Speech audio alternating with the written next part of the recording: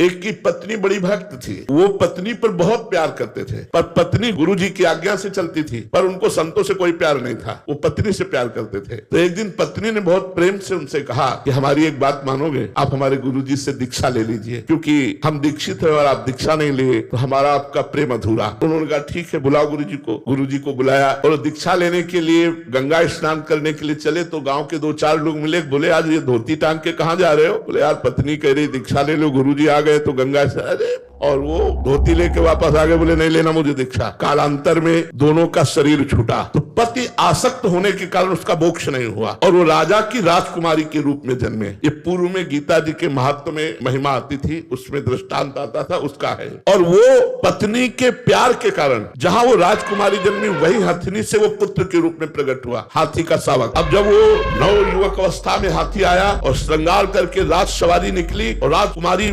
सिंहासन पर आरूढ़, तो जे भी उसने देखा तो पूरी स्मृति जागृत हो गई कि ये तो मेरी पत्नी थी। अब ये राजकुमारी और मैं हाथी हूं, कैसे मिलन हो सकता है? वो चुपचाप सहता रहा क्योंकि कुछ अपनी बात व्यक्त नहीं कर सकता, हाथी रूप में है। अब राजा ने अपनी राजकुमारी का स्वयंवर रचा। जे ही स्वयंवर की घोषणा हुई तो उसने खाना पीना सब छोड़ दिया। वो बहुत ही सुशोभित हाथी के रूप में था। राजा को सूचना पहुंची, राजवैद्यों ने देखा, बोले कोई रोग नहीं। राजकुमारी विज्ञान संपन्न थी क्योंकि भजन करती थी। उसने कहा इसकी औषधि मेरे को पता है, मुझे एक बार इसके समीप जाने दो। नजदीक गई और कान में कहा था गुरुदेव को वरण कर लो। नहीं वरण किया ना तो हाथी की योनि को प्राप्त हुए। सकुचाओ मत, तुम्हारी गले में जयमाला डालूंगी। सकुचाओ मत, स्वयंवर में तुम शोभा के लिए खड़े किए जाओगे और मैं तुम्हारे ही गले में माला डालूंगी और इस जन्म में इतना भजन करूंगी कि आगे जन्म में हम फिर दोनों मिलेंगे। उसने ऐसा ही किया। भजन के प्रभाव से अपने पति को हाथी की योनि से मुक्त करके अगला जन्म फिर मनुष्य का हुआ। ये तप और भजन से भगवान के वरदान से संभव है, ना कि अपने प्रारब्ध से।